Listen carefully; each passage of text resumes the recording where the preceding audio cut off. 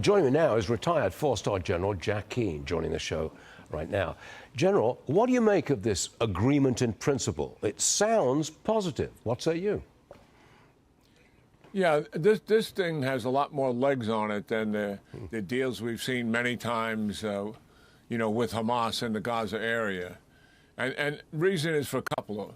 One, Israel put so much pressure on Lebanon with decapitating the leadership, which is still ongoing, removing the majority of their long-range missiles and some degree of rockets, you know, through devastating an air campaign.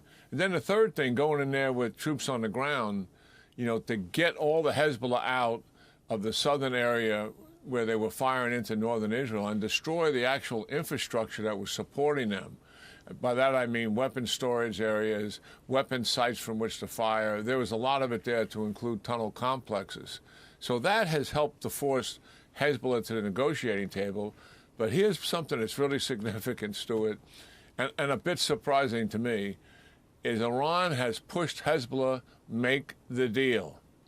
And I think that underscores also what we've talked about before, that Iran is back on their heels.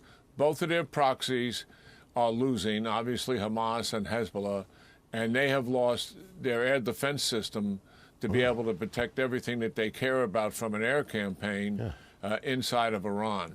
So the makings of this is certainly in a good direction. The sticking point, I think, will be what Alex mentioned, and that is Israel wants to be able, as part of the deal, if they see Hezbollah about to conduct an attack into northern Israel, they have a right to attack them preemptively, part of the deal, or if they move their troops back into the southern area, they can attack them. This is pretty similar to the deal, UN Resolution 1701, after the First War. But it was violated almost immediately. The peace enforcers to keep Hezbollah out was the UN peace enforcers, failed miserably. Israel suspects that the Lebanese army will also fail, and that to keep the Hezbollah fighters out. That is why Israel wants to be able to go back in there as part of the deal. And we'll see if they're able to achieve that. I want to turn to the war in Ukraine.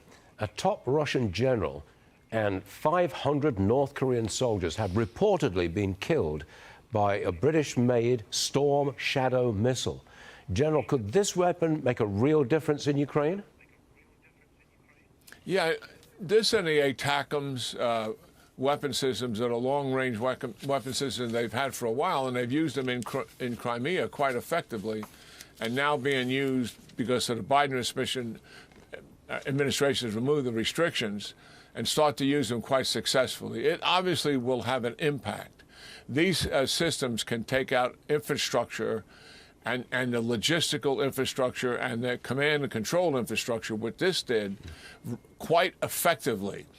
And we'll see finally what gets confirmed out of this. But there's no doubt that something very significant has taken place here, impacting Russian command and control, likely troops on the ground, to include North Koreans.